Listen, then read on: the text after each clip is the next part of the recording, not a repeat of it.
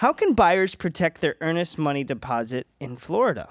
Well, the first thing that buyers want to do, of course, is close on a deal, certainly if they like the property after the inspection period. But from an attorney perspective, and I know when Larry is acting as a buyer's agent, I'm sure you feel the same way.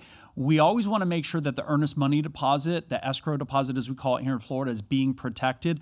Because if for any reason we need to cancel that deal, either because an inspection doesn't go well and there's some problems with the property, or because financing doesn't line up and the lender is denying the borrower and the buyer, we need to make sure that that escrow deposit is protected. And the best way to do that is to make sure that we're abiding by the terms of the contract and the contractual deadlines.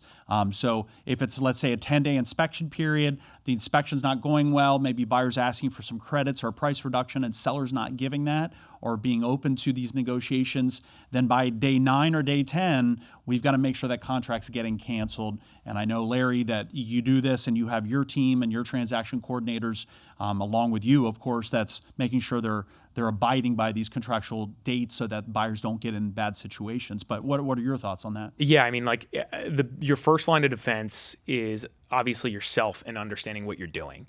The second is the person you hire to represent you, which is the buyer's agent 100%. As an example, right? And so like you want your buyer's agent to have it together. So how we operate as an example is every morning, and we have, I don't know, 40 active deals under contract at any given moment.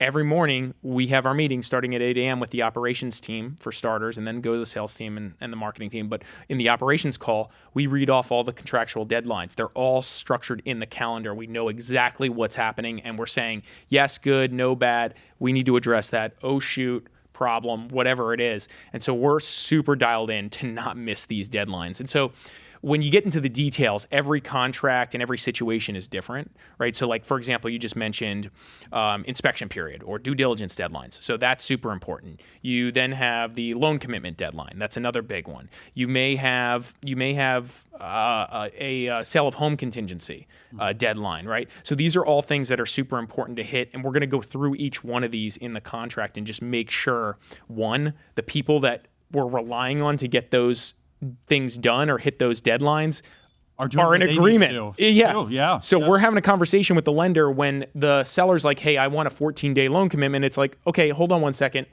Team, let's get on the phone with the lender. Okay, everybody, hey, are we good with this? Hey, buyer, are you able to provide the documents to the lender in time? The lender says they could do it, but they need the documents tomorrow. So everybody good with this? Yes, good. And then I'm usually, if it's not the lender we're working with, I make them say it like 2 or 3 times. Like, hey, I just want to be super clear. We have a 14-day deadline. You're in agreement that this is a non-issue whatsoever. We're not going to hear any excuses, no BS. You're going to get the appraisal in time. There's sometimes appraisal deadlines, right? There's all these things that we got to deal with. And so we just need to make sure we hit those deadlines to protect the earnest money deposit if things aren't going in the direction we want it to go. That's perfect standard operating procedures. Yep.